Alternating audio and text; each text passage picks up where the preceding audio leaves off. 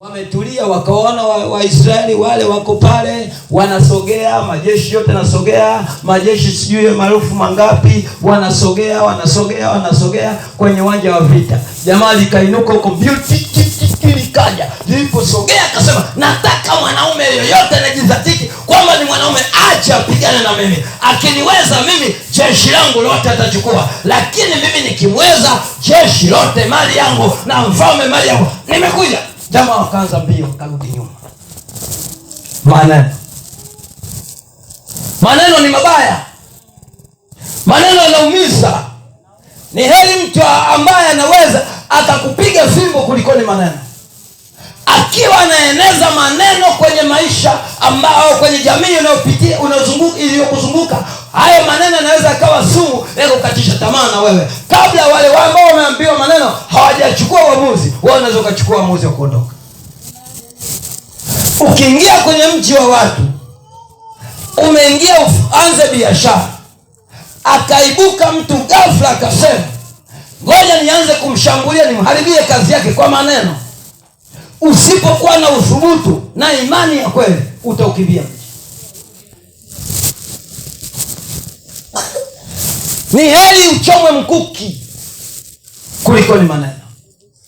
Daudi akasema, mimi nimesikia maneno yake. Yale maneno hakunitukana mimi, amemtukana Baba aliye hai. Na kama amemtukana Baba aliye hai, na mimi nakasirika, ninabadilika sasa, na acha yote, naenda kumvaa. Wakati amezungumza hayo maneno, na yeye anazungumza na hawa ambao waliogopa maneno ya Goliathi. Wale wakaanza kusemeshana, inawezekana akafanya kweli huyu, inawezekana akatimiza kweli huyu. Na wakamwambia, ngoja tukusaidie, tukupe mavazi.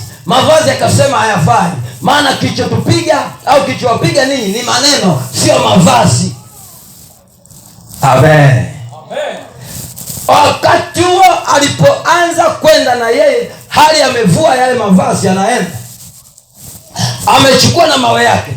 Goliathi akatokea akamwambia, wewe unanijia mimi kwa fimbo, ufikiri mimi ni mbwa? Mimi sio mbwa, mimi sio chochote. Mimi leo nikiamua kukuwa na kuwa, na kwa sababu umekuja mwenyewe alafu katoto kadogo, leo nitakumaliza. Nakwambia nitakumaliza tu. Nitakuwa nyama yako, mwili wako utakuwa nyama ya ndege wa angani na wanyama wa mwituni. Daudi anatishwa na yeye kwa maneno.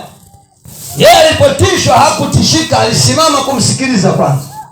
Wache waseme, wasikilize mtu wa Mungu, wasikilize, alafu baadaye wape jibu lao. Haleluya, haleluya. Wakati mwingine kusikiliza kuna faida. Wewe ukianza kupapalika kwa sababu neno limesemwa, utakosa faida. Tulia kwanza, sikiliza wanasemaje, alafu achilie mzigo. Aliposikiliza Daudi akajua kumbe nguvu ya Goliathi ni maneno. Nguvu ya Goliathi ni nini? Maneno. Anawatisha watu. Alafu akisha kutisha namna hii, tayari unaanza kutetemeka kabla hujaanza kupigana. Yale maneno tu yamesha kukutishia. Unaenda namna hiyo kwa mdebwedo hivi. Anachukua ulaini sasa, anakupiga kwa ulaini chini. Anajitapa, nimemaliza. Kumbe alianza maneno. Daudi akasema, maneno hayanitishi. Amen. Sema, maneno hayanitishi. Sema, maneno hayanitishi wala hayanisumbui.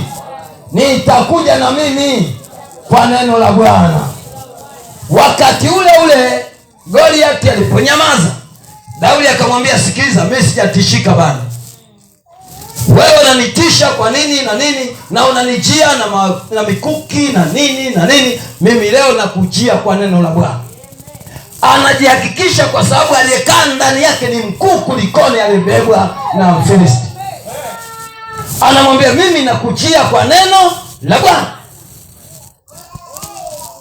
Aliposema nakujia kwa neno la Bwana, akaenda tena zaidi akamwambia, kichwa chako. Goliathi alitaka mwili wa Daudi. Daudi hakuangalia mwili, anasema kichwa chako nitakikata leo. Hicho kichwa kitakuwa chakula cha ndege wa angani, kitakuwa chakula cha wanyama wa mwituni. Kwa nini alitaka kichwa? Aliyataka mamlaka ya Daudi. Kichwa ni mamlaka ya mtu.